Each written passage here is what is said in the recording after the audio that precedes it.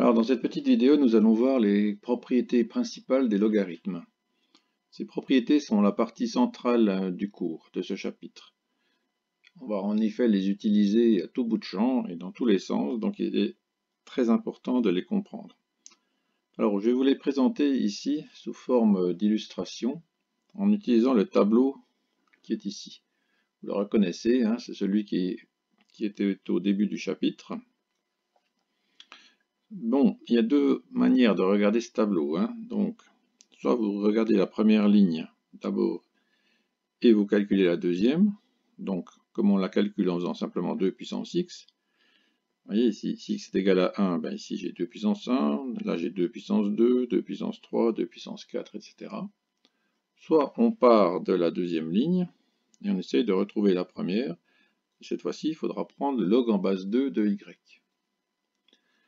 Donc, on va utiliser ce petit tableau en base 2 pour voir les trois dernières propriétés qui sont les plus importantes.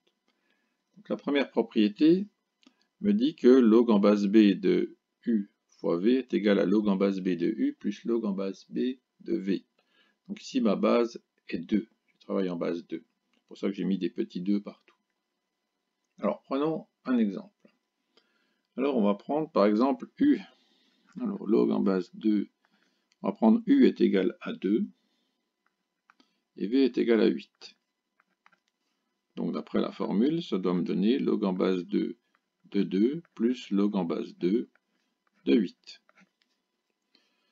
2 fois 8, ça fait 16. Alors, log en base 2 de 16, ça vaut 4.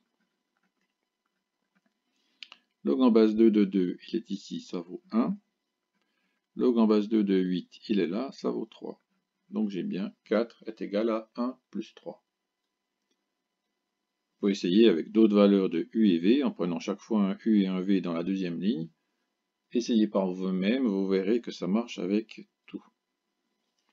Prenons la deuxième propriété, la 5a, qui me dit que le log en base 2 de u divisé par v, c'est égal à au log en base 2 de u moins le log en base 2 de v. Alors reprenons de nouveau un exemple. Je vais prendre ici u est égal à 256 et v est égal à 4. Donc, d'après la formule, ça doit être log en base 2 de 256 moins log en base 2 de 4. Alors, combien fait 256 divisé par 4? Ça fait 64. Le log en base 2 de 64, ça fait 6. Donc là, j'aurai 6 est égal à log en base 2 de 256 qui vaut 8, moins log en base 2 de 4 qui vaut 2. Donc j'ai bien 6 est égal à 8 moins 2. Là aussi, reprenez plusieurs valeurs de u et v pour vous convaincre que ça marche bien.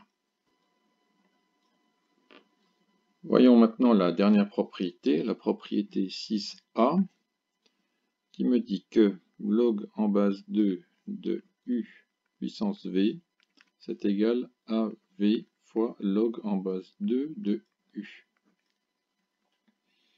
Alors, prenons un exemple. Prenons 8 au cube. Log en base 2 de 8 au cube. Alors 8 au cube, ça va faire 512.